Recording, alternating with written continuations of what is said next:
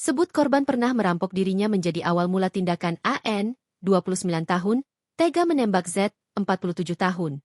Sesama petani di Kecamatan Sungai Menang, Kabupaten Ogan Komering Ilir, Oki, Sumatera Selatan, Sumsel, Minggu, 21 Desember 2025.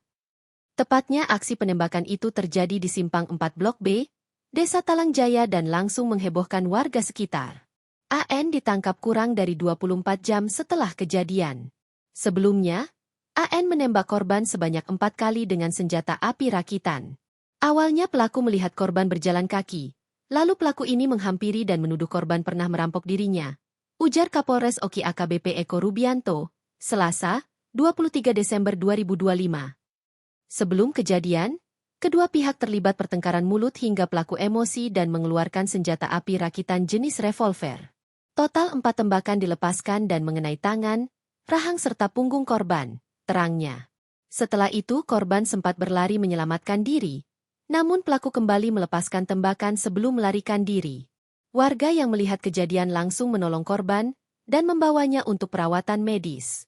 Sementara pelaku berhasil diamankan kurang dari 24 jam.